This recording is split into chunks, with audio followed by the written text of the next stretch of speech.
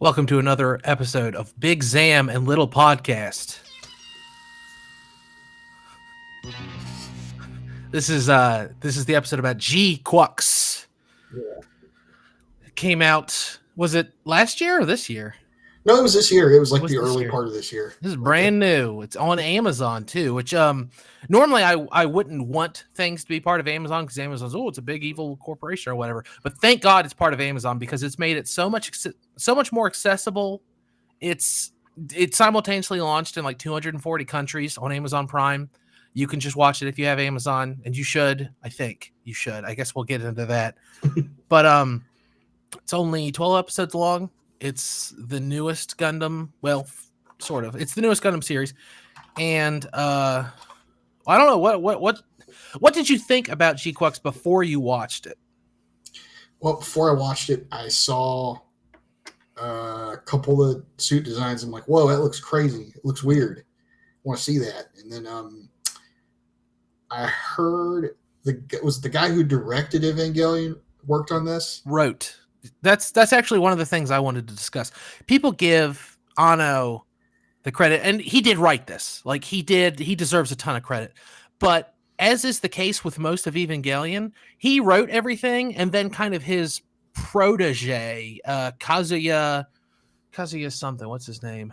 Kazuya Tsurumaki directs it all, including this. Tsurumaki directs this, and he directed all the rebuild of Evangelion movies. He also directed FLCL, I found out, and a bunch of the 90s Berserk. And like, it turns out this guy's my hero, I'm pretty sure. He directed like all my favorite shit. But yeah, Anno came up with the idea of Gquuuuuux. Like he was always a fan of Mobile Suit Gundam. He worked on Zeta. Like he was director of animation, I think, on big parts of Zeta. So he worked with Tomino pretty closely, and was always a Gundam fan. And in fact, Evangelion is kind of a spin-off of an idea that he got based on Gundam. It's like in the first episode of Mobile Suit Gundam, Amuro has a strained relationship with his father, and Anno was like, what if the whole show was about that? And that's where we get Evangelion. Trying to think of what then I started to hear some different things about the show, like how first it was vague stuff, and then I kind of found out a little bit that it's kind of a what if scenario, so to speak. That's what made me want to watch it, because up until that, I saw the mobile suit design, and I was like, well, it's Gundam. I'll want to watch it one day, but I'm not in a hurry. And I started going to Gundam locals, and someone there explained to me, and again, we're going to spoil the hell out of the series. You should go watch it if you're a Gundam fan. If you're listening to this podcast, you're probably a Gundam fan, which means you'll get the most out of it. Yeah. But someone told me, oh, it's like a what if story of Char getting the Gundam in episode 1 instead of Amuro. And I was like, oh, that sounds really interesting. And that's most of it. That's the universe that this story takes place in. Like when I watched the first episode, I was like, I don't see any of this stuff this guy's talking about yet. Then episode 2 hits. Episode 2 is all the old, like episode 2 is such a work of art because they even use the old soundtrack. They use the old like fonts. The bumper sound effects. Yeah, the Shaw like thing for the commercial bumps. Oh, it's just perfect. It's obviously a love letter to Gundam. And that's why I say things like, if you're a fan of Gundam, you'll adore Gquuuuuux. You'll get a lot out of it. If you're not a fan of Gundam, I don't know what you'll get out of it. I really don't. Yeah, it's kind of hard to say because it's like I could see somebody watching this and thinking this is cool, the combat is cool, but like outside of that, I don't know. It's still a cool story. The characters are cool. Like we're gonna get into all of that, obviously, and it's a fun show to watch even if you don't know about Gundam. I honestly believe, but I feel like your appreciation of it will be like a 6 out of 10. Whereas if you've seen Mobile Suit Gundam and you've seen Zeta Gundam, your appreciation will be like 11 out of 10. Yeah. But yeah, in the first episode, like right off the bat, it's just about a schoolgirl on a colony, and they do the same thing that all the other Gundam series do. They romanticize Earth, and she talks about what a colony is. So it's interesting that in the first episode they give you the rundown of like what a colony is, I've never been to Earth. You know a little bit about the 1 Year War. You know a little bit about a lot of things. And they kind of set it up so that if you've never watched Gundam, you'll be up to speed. And then the rest of the series is like, all right, good luck, I guess. Pretty much, yeah. It's really interesting to me because the writer's comments, like somebody got his comments after the show had ran its course already, and he was talking about like Gundam in general, and he was saying stuff like, "Oh, well, if Gundam doesn't try to change, it's like it's going to fall behind, and we need to try to appeal to more people with Gundam." And I'm like, you kind of wrote an anime that's like, I don't know how well it's going to appeal to other people. Yeah, it's definitely not going to appeal. Well, I don't know. I struggle with this. And I wish someone who is more familiar with like culture in Japan who could clue me in on this. And like, as far as like your average American, like anime enjoyer or movie watcher, I probably know more than your average person, but not enough to know the answer to this question. How ingrained in the Japanese consciousness is the story of Mobile Suit Gundam? Because I feel like it's like we all know. I didn't really watch He-Man growing up, but I know every element of He-Man. I know what He-Man's about. I know he gets the power from the sword. I know what Grayskull is. I know what all his stupid buddies are. But I didn't watch He-Man. Like, it was just barely before my time. I wonder if it's the same thing. I think it's kind of like that, except more. Because I've heard from different people, like people in Japan or people that have spent time over there, like a long time and stuff. It's kind of like Star Wars for them. Oh, sure. Yeah, that's everywhere. Yeah. And like, it's to a point to where like, there's people that have Gundam themed bars and people hang out in there and just, they play Gundam when they hang out and drink. And, it's pretty rad. It sounds really cool. Yeah. So, it's kind. I think it's like that. It's like above He-Man. I don't know that it like Star Wars is probably better because I mean it's not like they've made a new He-Man every 3 years since 1980. No, so I'd say that's about the closest comparison you can make. And then the commercials. Think about all the commercials, just random stuff. It's like, and it ties into Gundam somehow. Like Toyota, and it's like Char's driving a red Toyota. It's there was a Char GameCube. There's Char Sense. They have a cologne for men that's Char, and I think the other one's Amuro. I can't remember. The fast food tie-ins. It really is like Star Wars, I guess. So it's ubiquitous in Japan. So they kind of already, like, if you remixed Star Wars, everyone knows who Darth Vader is and everyone knows who Luke Skywalker is. Mm-hmm. Well, here in the United States, not everyone knows who Char Aznable is. So unfortunately, it's interesting that we watched the last episode and kind of the first true episode of Big Zam and Little Podcast. Again, there's several proto episodes, but the first true episode is Iron Blooded Orphans, which is one of the most recommendable series in all of Gundam. Yeah. And now we're going to talk about Gquuuuuux, which is one of the least recommendable series, depending on who you're talking to, I guess. Yeah, I mean, like, I say it depends a lot on how open-minded the person is about watching anime stuff. Like, how much they're willing to just kind of hand-wave some things a little bit. Because even to me, I'm not too critical about anime usually.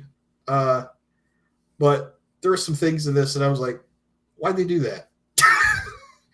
Why are these characters like this? Like what? What do you mean?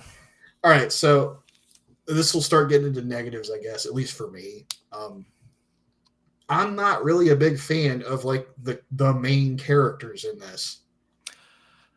I wasn't at first. Machu grew on me a lot. She grew on me too, actually. That's just, I was going to say, except for her. At first, I was still like, Nan kind of sucks. She's kind of a nothing. And then there's a whole lot of stuff to get into. Shuji's like. Shuji doesn't have any development. Shuji doesn't really do anything, and he disappears for the second half of the show, and then comes in at the end as a villain, sort of. As a weird new type. He doesn't do anything interesting. But yeah, I honestly, I think that's one of the coolest things about the show is Machu, the little schoolgirl who's like trying to go to prep school and stuff. Like, at first, she's not incredibly likable. Like, it's just 'cause she's like a cute little girl, and you're like, okay, where's this gonna go? I don't know anything like I don't know anything about the mind of a cute little Japanese schoolgirl person, so there's nothing here for me. But as it goes on, she's very interesting, very relatable, and they develop her character. Like the more she gets into this clan battle stuff, and the further away she gets from that prep school attitude, and then halfway through the series, they jump, you know, all the way in. They go right into the deep end of, okay, both of them are in the military, but different parts of the military, like right away. Yeah. And basically, when that turns, you realize that you've come to like Machu a lot more. Yeah, and like I said, give or take. I think with the thing with Machu, Amate, that's her real name. Right. Machu's like a nickname she has. She uses it for her clan battle name. But the other thing is, you learned over time, she's like, her mom's getting on her case about school. Like, you need to figure out what you're going to do for school. And she's like, I don't know what I want to do. Leave me alone. Like, hey, that's relatable. That's relatable. Exactly. Yeah. When that stuff started coming in, it's like, okay, like now she's getting more interesting. I thought it was really funny that her phone screen was cracked the whole time. Just like, okay, that's relatable too. Yeah, no kidding. But yeah, it's like as the episodes kept going, it's like more of her character got fleshed out, and then it's like for the other two, that's not really the case. And then especially they kind of set up this weird quasi love triangle between them. Yeah, I mean, I get why that's there. That's a very anime thing. It is. And it's a very, like, it creates tension. It's an interesting story thing. But, you know, like, as a Gundam fan, like, as someone who's trying to watch a show about giant robots, I didn't know if I needed that. But it's fine. It's inoffensive.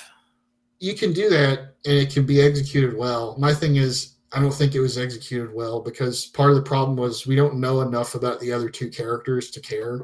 Yeah, you never really find out much of Nyan's backstory. And the thing I didn't like about it is they either need to get rid of it or they need to go way harder on it because it like just barely starts becoming a thing. And one of the interesting turns in the series is, even though it doesn't make a lot of sense, is Machu can't pilot the Gquuuuuux during a clan battle, and Nyan ends up doing it. And she finds out, and that like creates a whole lot of like, she's very jealous and very protective of this. And then it turns out she's very jealous and very protective of her relationship with Shuji. And they should have gone all the way with that. Like at the end of the series, when they reunite and Nyan's in the G-Fred and she's in the Gquuuuuux and they're fighting, there's like just kind of confusion. They're like, oh, but we're friends. They should have like hated each other or something. Like there should have been a lot more drama in that moment. And then they reconcile over like something else, like, you know, because they got to save all of existence basically. But they pull back on it, and they don't let those two characters like really, really antagonize each other. Yeah, it kind of happens, and it kind of doesn't. It's like some middle ground. But the other thing that bugged me about that whole weird love triangle thing is like, I don't understand why they like Shuji so much. I just really don't. I mean, you're not a 14-year-old girl, I guess. He's just like an aloof artist weirdo. He's neurodivergent spray paint boy. Like, I don't know. He's got long hair. Is that it? Are you saying he's a new type spray paint boy? Is that what you're saying? Yes. I don't care if you're neurodivergent. I need you to go to war. Exactly. That's another theme in Gundam. But as far as characters go, Shari Bull is awesome. I love him as a character. He's just like I have in my notes that he was a throwaway monster of the week character. He was nobody in Mobile Suit, and in this, he's like one of the most important people to ever live. I love it. It's awesome. It's like, I love this version of him. He's probably my favorite character in it. Actually, I think he's probably mine. Followed by Amate Machu, I guess. Yeah. But or Char maybe, but he's not in it enough. Yeah, he's not really in it, and I don't know. Even when he's in it, he was kind of I don't know. I didn't like him that much. I'm talking about at the end, like in episode 2 and stuff, and then in the episode 2 where the episode also, I mean to say, where he more flashback stuff about the more flashback stuff, and he sees Sayla. Man, I wanted to see more of that fleshed out. I needed more Sayla. I needed more Sayla. Like, it's kind of cool that Sayla is a character, but we never see her. She's just like in the gun cannon, and then we assume there's a fight, but we don't see it. And then at the very end, you see her briefly. I would have loved more of that. That kind of gets into, I guess, just another complaint I have about it. I think this is actually too short. Yeah, no, it needed to be more than 12 episodes. I I could have used a whole season of just like the clan bat stuff. This could have been the 24, 26 that they usually do. And I think that would have served it a lot better. Yeah. A full-on series, maybe. It would have to be fleshed out a lot for that, though. Just Iron Blood Orphans got 2 seasons. I think 2 seasons could have served Gquuuuuux pretty well. At least 26 episodes. Yeah. Because I feel like the clan battling stuff is just getting going, and then they're both arrested, ? They're both like shanghaied kind of in military service. And they don't get to, a lot of things don't have enough time to get like fully explored. No. Like Nian is at that weird academy for new types for like, it feels like 48 hours. And then we just move on. And then there's stuff about her character that we just don't get answers to at all. Right. She's a Diablo, and it's like, what's that? Yeah, they just kind of skip a bunch of stuff. It sucks. They don't tell us. Something that's a person that can fight new types, I guess. I don't know. The stuff with Dozel and Cassilia, you know? Yeah. Or Kieran and Cassilia, I should say. Yeah, right. Dozel's, he's dead. Spoilers. Yeah, they even say it. He died at a Boaku, I think. There's like a background thing in one of the episodes, so they say that. You could have got more stuff out of that. I liked Cassilia's character in this more than, she doesn't do a whole lot in Mobile Suit Gundam. She's just a bad guy. She's just like a bad guy. There's a lot of characters in Mobile Suit Gundam that are just bad guy of the week. Yep. She gets headshotted though at the end. It's pretty epic. But it's pretty cool. You could have done more stuff with like more flashbacks. You could have had more of that kind of thing. Well, that's I'm of two opinions on that, because episode 2 is fantastic. I love it. It's so cool and so exciting, and that's kind of what I was here for. That's what they drew me in with, was the promise of what episode 2 is, and it's really interesting. But I stayed because the series is so interesting on its own. Yeah, I mean, I'm not saying like you need to have like 12 flashback episodes. It could be like 1 or 2 more maybe. Mm-hmm. And then that would have also helped too, because it would flesh things out further in different ways too, depending on how you want to approach that. Like, what did Shaw Bull do after Shard disappeared, and what actually happened to Dozel in everything? We don't know. I'm trying to think of other characters. I'm gonna call Oh, go ahead. Oh, well, I was going to say, like, there's some minor characters that are all very fun additions. I really like that they fight 2 of the Black Tri-Stars in a clan battle. That's just too fucking cool. I was so excited. Yeah, I marked out for that, too. And then, like, the third one, like, which one was it, MASH, that wasn't there? Yeah, why? He got assassinated. I don't remember them saying it. I might have been, like, asleep or something. They very quickly, like, brushed over it. Like, they're like, I'm sure we miss, yeah. MASH, Guy and Ortega, the ones who were there.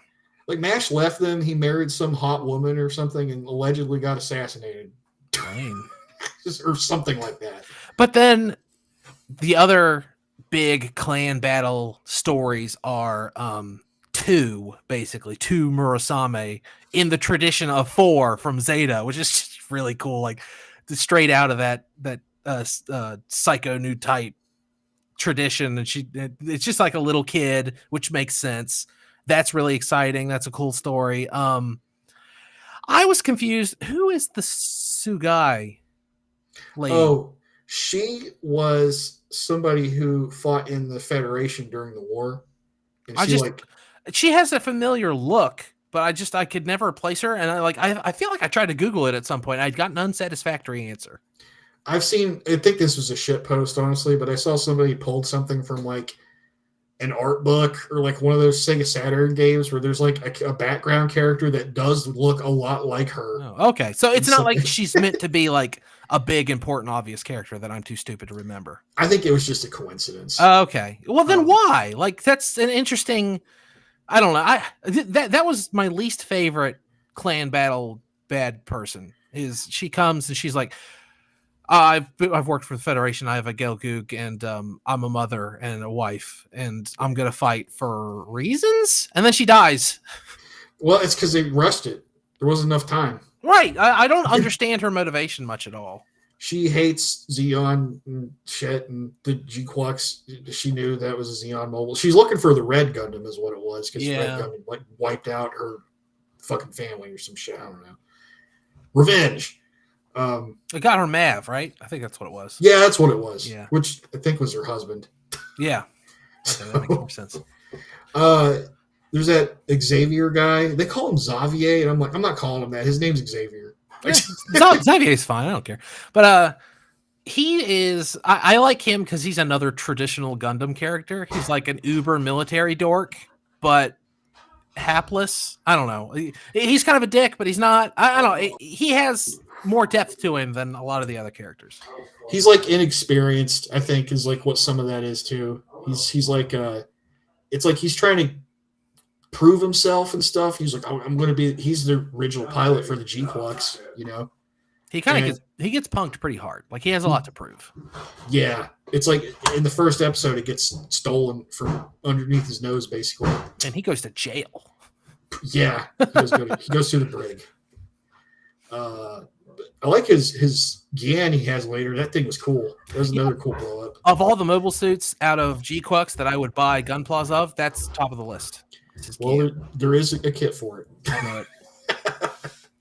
I guess we can talk about the mobile suit designs a little bit now. I kept expecting it to grow on me. Never really did. What? The mobile suit design. That's weird. I know. A lot of people really like it, and I don't fault them for liking it. I hate the redesign of the Gundam, period. Full stop.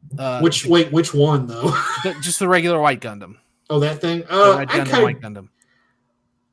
I kind of get that, I think, but like, I don't know. It's like at the same time, it's different looking enough that I kind of appreciate it. It is cool that they made it different, I guess. But the Zaku's look cool, except for their weird childbearing hips. The Doms look sweet, actually. The redesign of the Dom rules. Yeah, I like that third leg, which is actually it's a giant booster skirt for it. That becomes the booster. Yeah, that's really cool.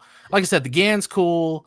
Gquuuuuux's boring. It just kind of looks like a GM, but lazy. The G-Fred's kind of cool, I guess. It's close. It's close to being cool. The thing about that is like it's basically like the whatever the hell they call the thing Shinji pilots in Evangelion. I don't know. The EVA. Yeah, I just don't know what they call it. You know. EVA Unit 1. Okay, EVA Unit 1. That's what I thought. It's got that color scheme. Yeah. And I'm like, well, that has to be like an obvious nod. Why would you color it that way? Yeah. I like the Gquuuuuux. Gquuuuuux itself is pretty cool. I like the head. I think the feet are cool. Yep. And I don't know, the gun I like the gun cannons too. Yeah. They look cool. That was one of the few things that like the redesign that I like. Like a lot of the brand new stuff is interesting, but I don't like the redesign of the Zaku and the Gundam and like Gelgu. It's not really the Gelgu, it's the GM, which is weird. This is one of those things where they moved a chair and it changed something. Right. I mean, it is perfect that they do it that way. Yeah. I kind of like it, but I'm trying to think of something else. You don't really get to see much of it. There's also a Gundam Unit 1. It just gets blown away in a fight, so you don't see it very much. That's something else that could have been like a whole ass episode. Yeah, and then there's like the other question of like, where's Amuro at? He doesn't exist. I mean, he was on side 6, and presumably he got killed in the firefight, I guess. I'm not sure. Maybe he's just a normal guy and he's not neurodivergent in this world. Just a normal dude. Big Zam got mass produced. Yes, finally. That's why they won the war.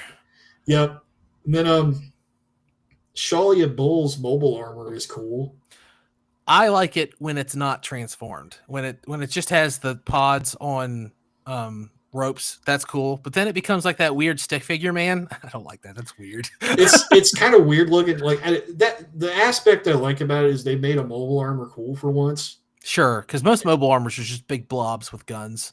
And the fact that it transforms into like a mobile suit that you can kind of switch back and forth is cool. It's more interesting. I'll give you that. It's cooler than the Elmeth, Which is just like a pod. Yeah, just the shape. You mean the Rose of Sharon? Right. that wasn't. I think that's the hardest I marked out in the entire show, though. Yeah, when I saw that, I was like, "Whoa!" They keep talking about the Rose of Sharon, and they finally get there, and you see it in the water, and I went, "What?" Like real loud. That was cool. That was what I marked out. Like I thought I couldn't mark out any harder than when you see the black tri-stars, but that was it. I was like, "That's cool. That's a cool idea." Yeah, that whole thing. Like I wasn't expecting that turn, and then there it is. There's the Elmeth, and then Lala is here, and then the show gets way off the rails, like in a good way. But yeah. It turns out the entire universe is the imaginings of a dying woman or something. Yeah, that's some Neil Gaiman shit right there, man. It is, yeah. It's like I guess she froze herself in the other side somehow. She froze. I mean, or she got froze. It's weird. Like in a strange backwards way, this is part of the Universal Century timeline. Yeah. Because it implies that Char is killed by Amuro and Lala has a psychotic break and tries to save him and fails so many times that she ends up what actually happens where she gets in the way and is killed instead of Char being killed, and then the rest of the Universal Century happens as is. Yeah. But I want to see some of those other timelines where Char gets the big Zam or whatever. It's like he got a different, like it showed like a branch. Like in this one, he had a goof. In this one, he had a big Zam, and then I think he had something crazy later. But every time Amuro or the Federation figured out a way to kill him. Damn, it's rough. That's like the big twist in this, though. And that whole thing, it's when they Nyan and Machu get separated, basically. She ends up going to Earth. Machu does. She gets to see the ocean. Yeah, which is cool. They touch on that sometimes, like with the indifferent shows. The colony people are like, "Oh, I've never been on Earth. I don't know what that's like." That's what I was saying earlier. Is they romanticize Earth, like it's this very cool and foreign. I started reading recently, Mobile Suit Moon Gundam, and it does the same kind of thing. It's very, very like Earth is this mysterious, like almost legendary place. It's weird so far. I don't have much to say on it other than it does that too. Kind of like that though. Yeah. Trying to think. So basically, after Machu meets Lala and kind of explains to her what's sort of going on, more or less. Yeah, you still have to kind of figure it out a little bit. She does too. But basically, she gets the idea. I need to go back to space to stop them from. They're trying to do something with the Elmeth to. They're trying to get into it to get Lala because they can cause a Zek Nova, which is like that crazy reaction that they showed in a flashback. Like they want to like weaponize the Zek Nova, or someone does, and then the other people have other plans. I think it's Cassilia wants to weaponize it. Right, because they put it in that great big orbital thing. And they say, now the Federation's going to be at our mercy. There's something about like how the G-Fred and Nyan can basically like trigger Zek Novas or something somehow. It just uses it as a big gun. Yeah, basically. And blasts the Federation fleet or whatever. And the whole thing about the Zek Nova is they explain it in the other flashback episode, where it shows you what happened to Char because he disappeared in a Zek Nova. If you become too in tune with the new type force, you Zek Nova or something. It's weird. They not only that, but like not Zek Nova is something new, and the way that they show, they always had that cool thing where two new types would like interact in a fight. It would make that sound or whatever. I don't know. You can't make it with your mouth. And there'd be a moment where everything's like watercolor and they kind of see each other. Well, they turn that into a whole different thing now. The Kira Sparklies is what Machu keeps calling it, but it's got its own they disambiguate a lot of the new type lore in Gquuuuuux, but in an interesting way. That's always been my complaint with a lot of Gundam media is they just lean on this new type thing where it's basically, I mean, they're basically just like boring ass Jedi things, and it's not interesting. Like, obviously we've talked about Char's counterattack that way a lot, but in Gquuuuuux they do something interesting with it, I guess. They tried to explore it more, I think, than any other show really did. Mm-hmm. Yeah, because I'm thinking back and I'm like, I think about the only other one that really tried to mess with that any was Unicorn.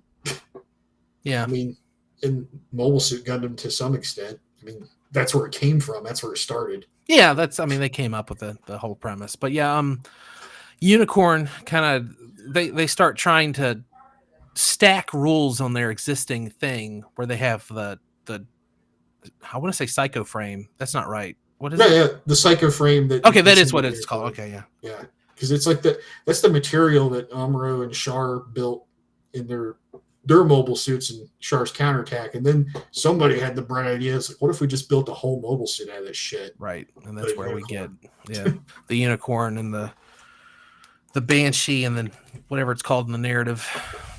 Phoenix and narrative. Yeah, Phoenix. That's it. I'm trying to think of anything else. Soundtrack. We got to talk about the soundtrack at some point. Soundtrack is pretty cool. Gquuuuuux has one of the best soundtracks in any Gundam series, period. There, I said it.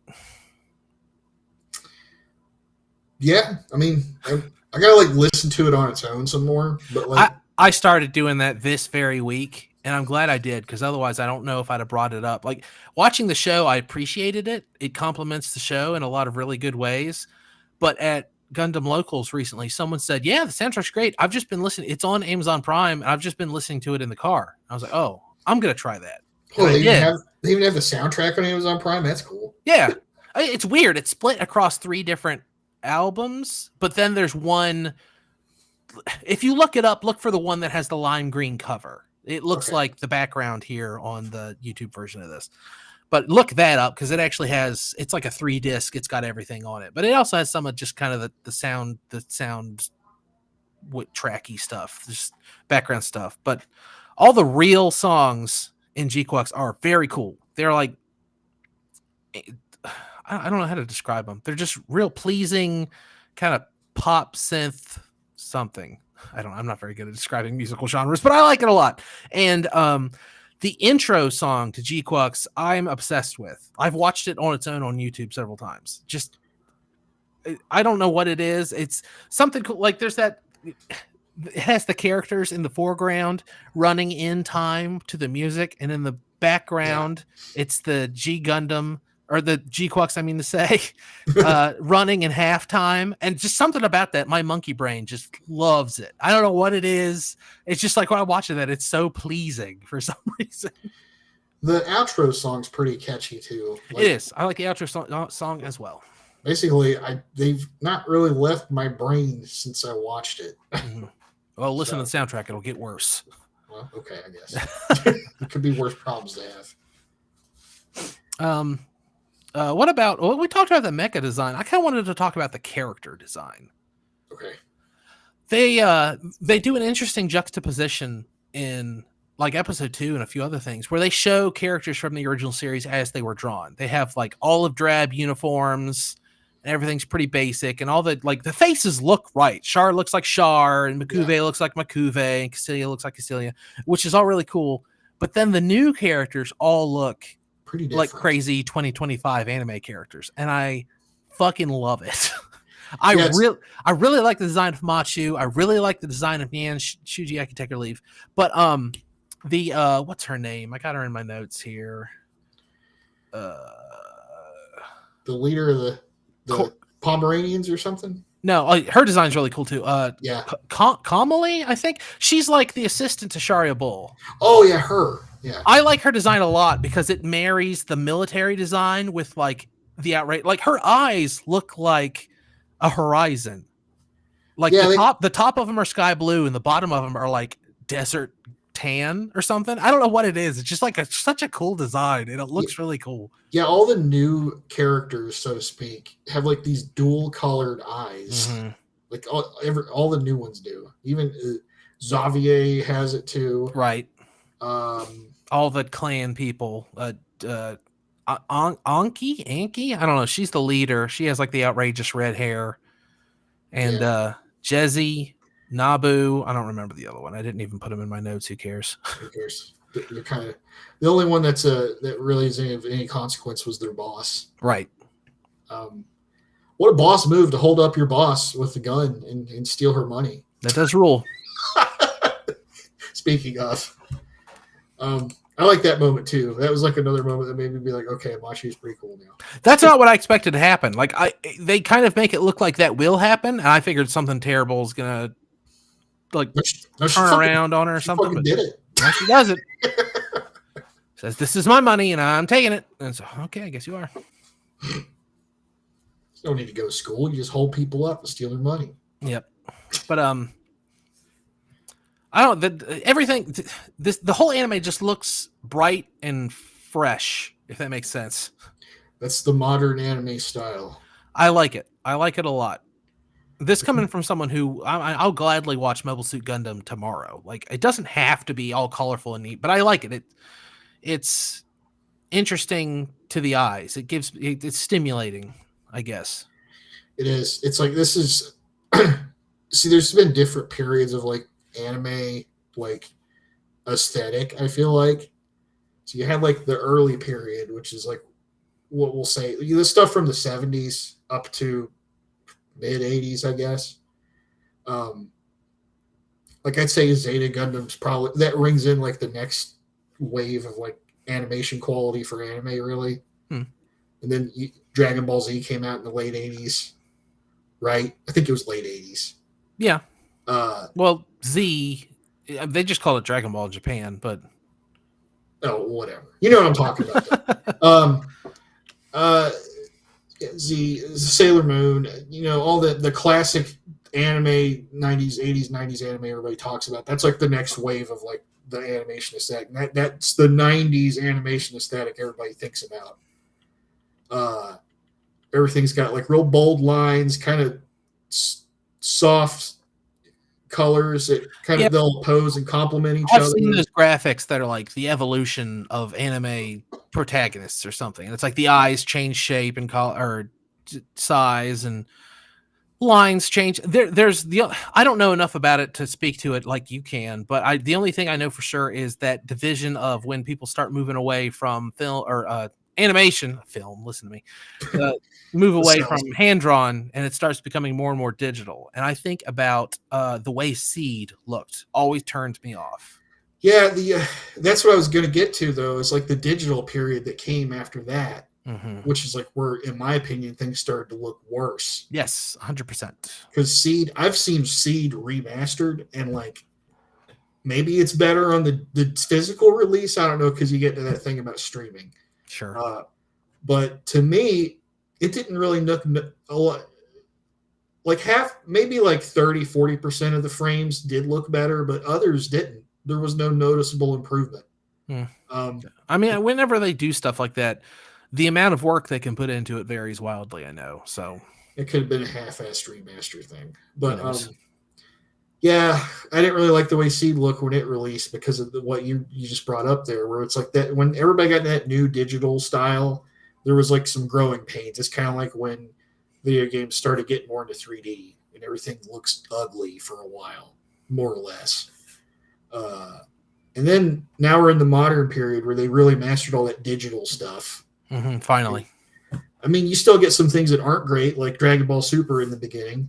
Right, big time. I mean, I don't want to get off on a Dragon Ball tangent, but I mean, go listen to Big Trouble in Little Podcast. We get into it on there a little bit when I finally watch it. But this is like a good representation of like what is the modern anime. I like this a lot, and we talked about this when we did Don Cruise's Island too, because that too. Part of my problem with Modern Gundam was it was starting to be so samey. Like they all like it and Origin and Unicorn, and to a lesser extent, Hathaway's Flash all have the same look. They all play in the same grade, like the same color palette, and they all have, just a realistic look. And that's what they're going for. That's fine. Hathaway's Flash is the standout. I actually do really like how it looks. It's dark and they use light really well. But Gquuuuuux is, like I said, refreshing to look at. That could be on purpose, though, because all that stuff you just said is all Universal Century. I get that. That's why it's so cool that Gquuuuuux can exist. Like, they're not married to that look for all of Gundam forever. I think they just need to keep doing their pattern that they've established. If we're going to talk about like what should they do next, I don't know. You can always do something for everybody that's like a longtime fan, which is, I would argue, this. They tried to maybe play both sides a little bit with this, though, and then do an AU. Just do another alternate universe thing. What the hell, like G Gundam. I know the next two things is what's it called? Twilight of Axis out in Japan? I don't know. But we're getting that, and then the second Hathaway's Flash movie. But after that, there's nothing announced right now, right? No, there's a new one. It's a brand new setting. Interesting. It's supposed to be this setting where like the Earth's population is almost all gone now. Oh, no, I did hear about that. Okay, yeah. I mean, of course they want to do that because the most successful stuff to come out recently has been Witch from Mercury and Gquuuuuux. So, yeah, and one's an AU and one's not. It isn't. It isn't. Yeah. I mean, honestly, there's so many asterisks to that because technically, Turn A Gundam is Universal Century, sort of, but it's not. And then technically, like, After War X kind of is, but it's not. And then technically, like, all this other stuff, F91 kind of is, but it's not connected in a hard way. I don't think they officially acknowledge them as that. Right. That was just like the wills of the creators, and then basically Bandai was like, "Nah, we're not going to do that. Yeah, you can make this, but we're not going to do that." I think people just argue Turn A is because it's a Tomino thing. Yeah, and he tried to, and they didn't go for it, as far as I can see, because they just don't really seem to acknowledge it. And Rekken Guska in G, is that Universal Century? I don't even know. I don't think it is. I don't know. I think it's its own thing. Could be wrong. I always forget that exists. I'll watch it one day. Yeah, me too. I need to try to watch it someday, but there's still other ones I got to do. This is part of the problem with Gquuuuuux. It's only 12 episodes long. We've already, like, we talked about Iron Blooded Orphans for like 2 hours. It's a full-length Gundam series. And I don't want to give the impression that I don't like... I mean, if I had to choose one, it's Iron Blooded Orphans, but I really like Gquuuuuux. It's a good-ass show. I like it a lot, too. It kind of grew on me. Like, when I initially was done, I was like, that was pretty good. And then I was thinking about the things that bugged me about it. And then over time, that kind of softened a little bit. So now it's like, yeah, this is a solid one. I couldn't tell anybody, yeah, watch this as your first one. No. Because it'll just be really confusing. Don't just go watch Iron Blooded Orphans or 8th MS Team. Those will forever be my recommendations. Yeah, I guess it's the same for me. Is there anything else? Does Gquuuuuux do a good job of furthering the overall themes of Gundam? Because it's written by Anno, but he wants to be faithful to the Gundam mythos. So I'm talking like the consequences of war and child soldiers, stuff like that. Like it plays with those themes some, but is it faithful to the overall narrative of Gundam? I don't think it tries that hard to be. You don't think so? Yeah, it's just it kind of feels like it's more of its story is like about the characters themselves rather than like any kind of overarching thing. Well, I mean, it doesn't have to be blatantly about that. The thing there's this tightrope that Gundam is walking, and they've been doing a pretty good job of it for decades, and they've stumbled a few times, but it's always kind of been about in the original Mobile Suit Gundam, half of all of mankind is dead. Yeah. And this war's only been going on for like 7 months or something at that time. Yeah. So that's like outrageously terrifying. And people gloss over that sometimes, but it's gotten to the point where people were having to fight that normally wouldn't be soldiers. And you shared something in our Gundam chat where like someone's like, hopefully we can do something where you kids won't have to fight. And it's like Amuro's dad talking to him, and like Amuro literally fights later that episode. Yeah, some guy's making a funny face at that. Yeah. So that's kind of like Gundam came along and remixed the mecha genre, because it was always very much like a Giganto Robo Megazord kind of like exciting child thing, like summon big giant robot and you fight the space aliens. Yeah. But Mobile Suit Gundam took that and made it like serious as a heart attack. Like it did. PTSD and losing comrades and like the finality of death, the futility of war.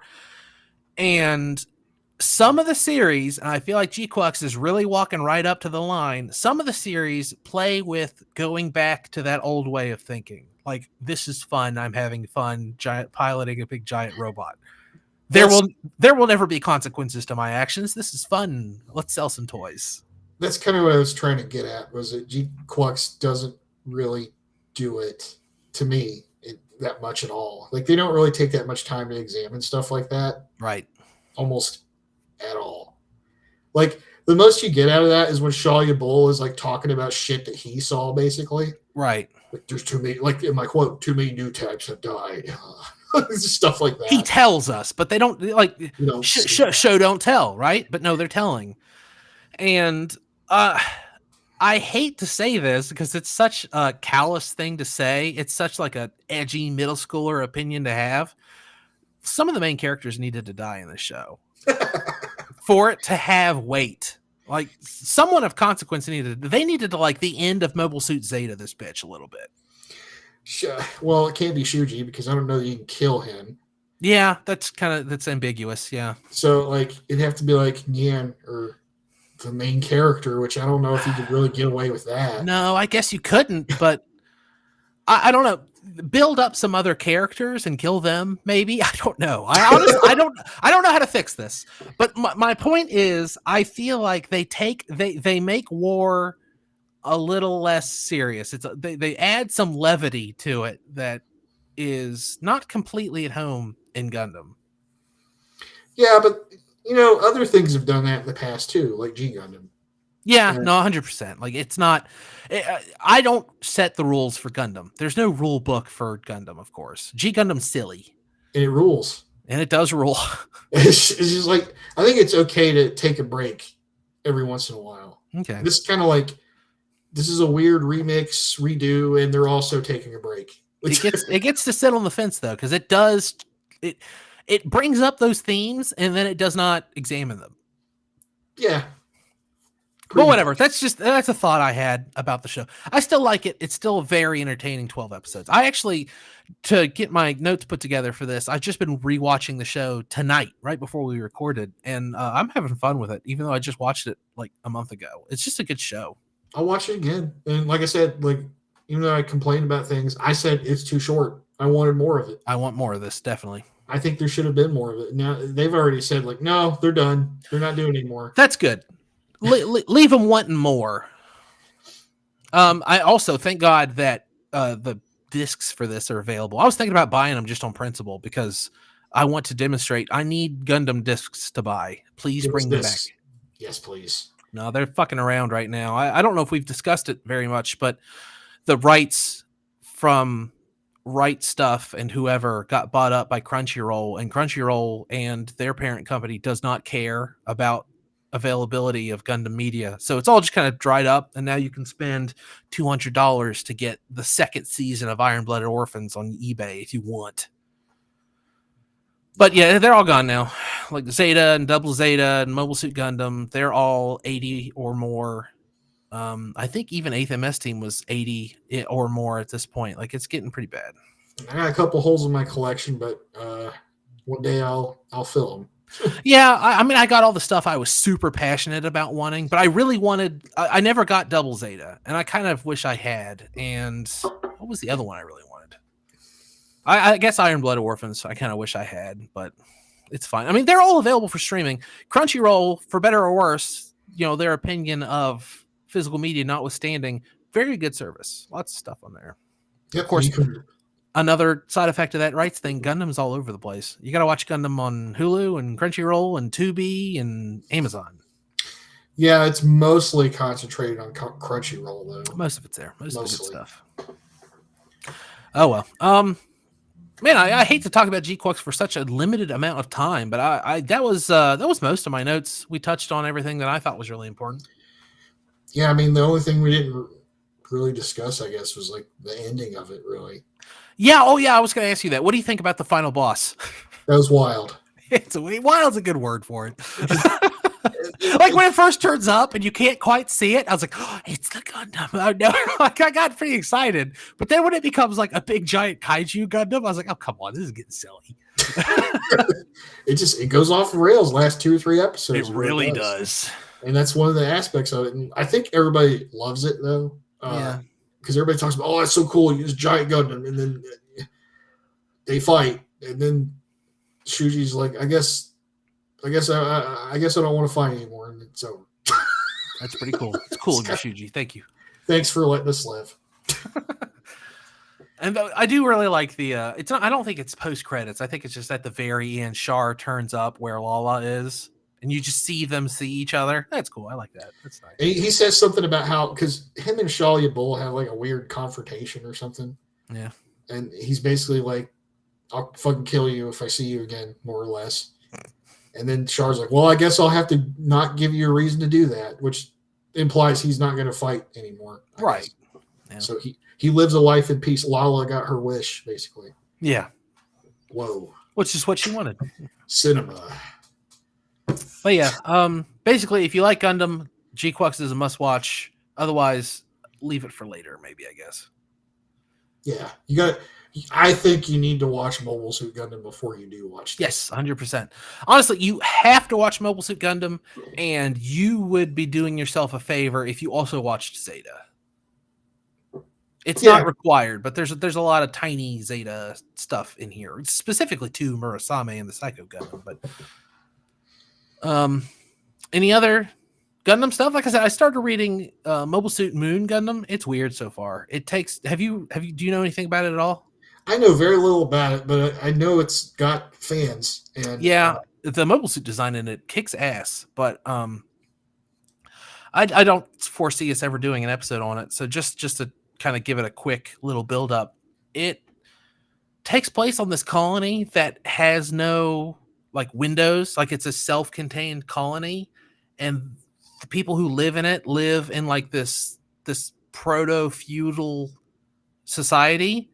And okay, the children are brought up not knowing about the outside world, and then when they turn like 12 or 13 or something, they like take them down this weird corridor where they have like hieroglyphics that explain human history, and then have them put on spacesuits, and they go outside the colony and they say, this is the real world. There's a war going on out here.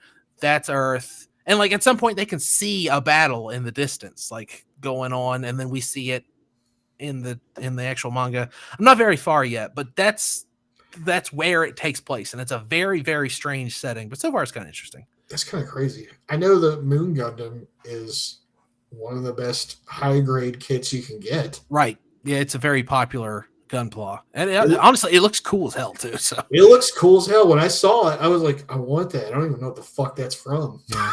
But no, it's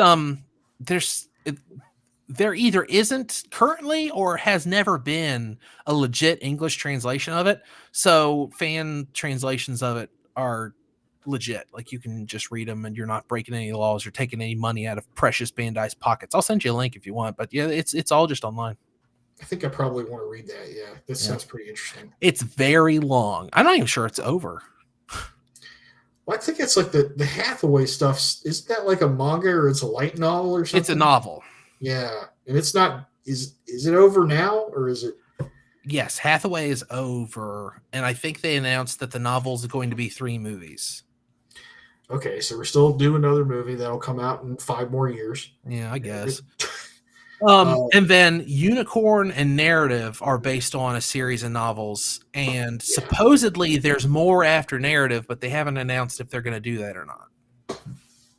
I don't understand if narrative was successful or not. I've heard so many conflicting things. I thought it was okay, but I didn't love Yeah, it.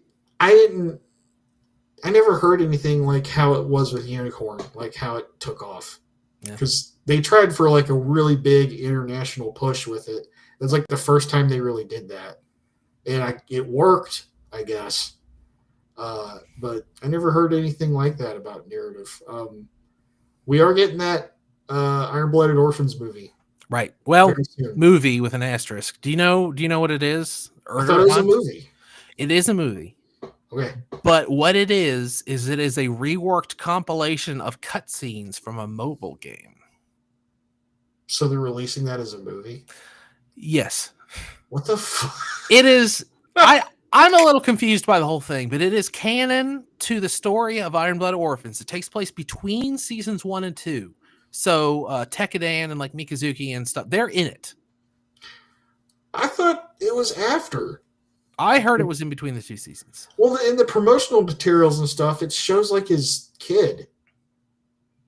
I don't know then. Because I swear that's what I saw. There's a blonde kid. It's obviously, and he looks kind of like Mikazuki, and he's even wearing his old jacket. Well, then that would be a huge shame if Mikazuki's kid came to have to fight. That sucks. That does suck. Also, if it's not that, then that means Mikazuki was Super Saiyan at some point. We're seeing that. That's what that is. He did. I mean, haven't you seen that new promotional card? I ordered one today, by the way. I had to own it. That's great. I'm glad for you. There is art on the Gundam Info trading card game site of that card in English, but no one knows how it's going to be released. So it's kind of like they're teasing us. But I still didn't want to wait. Right now, you can import the Japanese one for like $12. I was like, yeah, it's worth $12. Send me that card. That's reasonable. It kind of sucks though because of tariffs. Though the company I ordered it from has to like have it in a warehouse in Hawaii, and it's gonna ship from there. And they said it'll be here by December 20th. Wait a month. Yeah, I was like, okay, fine. It's a Japanese card. It's not like I'm gonna put it in my deck. Although I could, because I got Mikazuki in. Like honestly, if I got the English version, I'd probably put it in my deck. My blue purple deck is so much fun. It sucks out loud. Like if I don't win in the first 5 turns, I've lost, and that sucks. But I like that deck a lot. Just for listeners, it's blue purple ping rush basically. It's got a bunch of Tekkadan stuff in it, and then it has like Amuro and some Gundams, and then the Anxias and the gun tanks. Yeah. And that deck got second place. I think it was European regionals in Amsterdam recently. So there's something there, but the version that guy was using was very different than mine. I'm pretty sure he took out all the Gundam 4th forms, which sucks because that's like my favorite card in that deck. So I don't know. And also I'm trying to get more first forms. I still only have 2, and the price of that card shot up to $30 in like a week. So yeah, it's still pretty. Everyone sees that's useful. It's a high dollar card and it's valuable. I noticed some people don't know how to play it though online when I play MSA. What do you mean? Like they don't want to damage it? Yeah, they don't damage it. Or well, like then it's just a 3/2. Who cares? I know. Or sometimes they do damage it and then they never attack with it. What are you doing with this card in your deck? I mean, half the time I'll damage it and then just sacrifice it. I'll just trade straight into something because I'm like, I want that card and I've got more of these coming. Like, it's fine.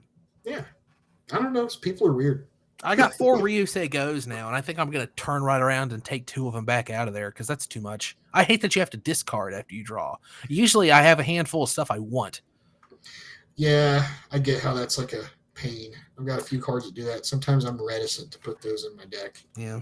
This is Gundam related, by the way, people. This goes on Big Zam because we're talking about the Gundam cards. Yeah. Other than that, it's Gunpla. Did you start a new Gunpla after you finished the one? I'm planning on it. I ordered a bunch of paint. Oh, exciting. It shipped to the other house, which I'm in right now. I thought I shipped it to my main house. And I'm like, where is this paint? It's been almost 2 weeks. And I was starting to get worried. It's here. It's all here. I got to do paint tests because I'm going to build a master grade Epion. And I got to do a specific combination of paints to get. Are you going to use your little air gun? No, I don't need it for this. Ooh, exciting. Yeah. I want to do, I think I said I want to do an airbrush project on something that was going to be simpler to do at first. To learn. Yeah, because this is all Epion's like 4 different colors. You know, True. I'd prefer something maybe more mono or dual colored. The Red Gundam. Yeah, I could do it with that. The red Gundam, you just need to get a rattle can of red and just. It's kind of like the other stuff Char has, where it's like there's 2 different reds. There's like a bright and then there's a dull or something. Yeah, I wish they would have contrasted it more on the Red Gundam and Gquuuuuux. Yeah, it's more, and you know what? It's also more pink. It's not really red. Yeah, it's kind of strange, but I don't know. One day I'll get a kit of that. You know what I like to see from those is I want to see like a real grade version of that, of something from Gquuuuuux. I don't know, or a master grade. I'm kind of curious as what a master grade version would look like.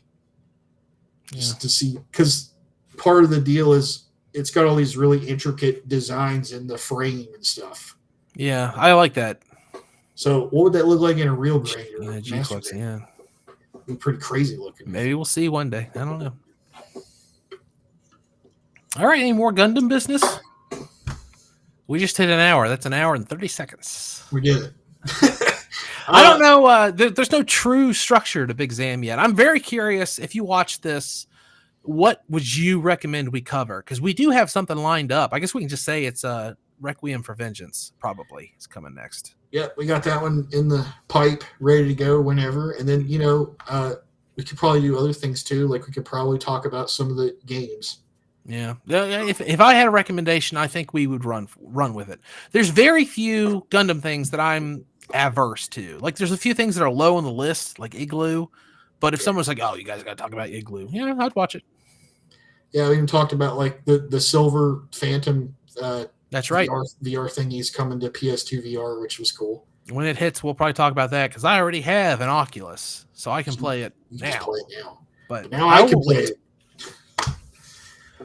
Yeah, I guess that's it though. Alrighty, well, like, comment, subscribe, but no, just kidding. Follow us on YouTube, and of course, if you like this kind of structure, but you don't care about Gundam, there's always Big Trouble in Little Podcast, and I open a lot of Gundam stuff on Big Trouble Rips too. So find me on YouTube. Yeah. But yeah, I think that's all we got. So until Requiem for Vengeance, which will come out ? Thanks for listening.